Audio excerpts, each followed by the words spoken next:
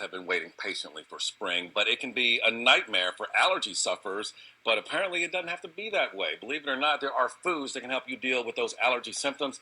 And joining us this morning to talk about those foods, registered dietitian Julie Feldman. Julie, how can things that you eat actually help with allergy symptoms like the stuffy nose and the watery I eyes? actually prepared for this segment in the waiting room of an allergist office Is that yesterday, right? yes, with my daughter.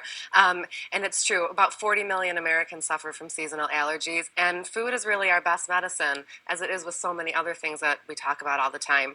So typically we think of grabbing, some over-the-counter medication Yeah. for our allergies, but let's not look at food and see what we can do. So there are lots of different sort of micronutrients that impact how our immune system functions within our body every day. So the first thing is something like a whole grain.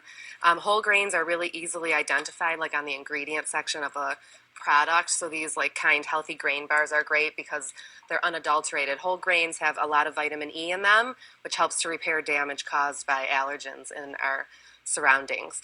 Secondly, would be something like vitamin C. I think we all know vitamin C is good for our immune Sure, system. sure. So things like citrus, bright red and green vegetables are also high in vitamin C, and if you can choose them raw, you're going to get more of that vitamin C. It's a lot more potent to get vitamin C from raw produce. No, why wouldn't you just take a supplement, pop a vitamin, and do It's it a the great easy way if you question. don't like And I vegetables, think let's a say? lot of people try to do that. But most of our research on the impact of nutrients on our health has to do with when they come together in a package. So you're not just getting vitamin C, you're getting vitamin C with dietary fiber and all sorts of other phytochemicals that probably deliver more bang for your buck than just taking a Okay, supplement.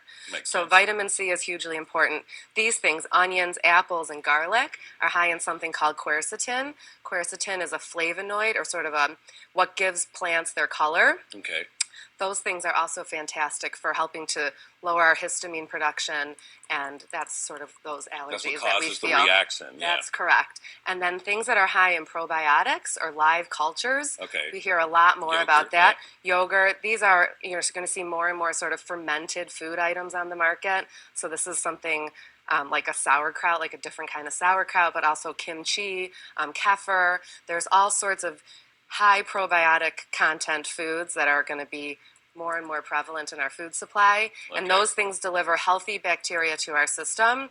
And our GI tract is really responsible for about 70% of our immune function.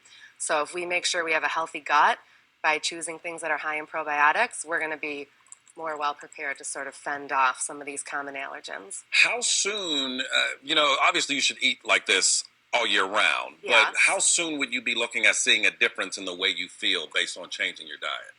I see changes in how people feel within 14 days Okay. of changing how they eat. And I see that all the time in my practice. So I always tell people, let's be in touch in 2 weeks and see if you notice a difference. And that's true not just with allergies, but with all sorts of things. So you really are what you eat. Eat healthy, be healthy. We have more 7 Action News coming right up.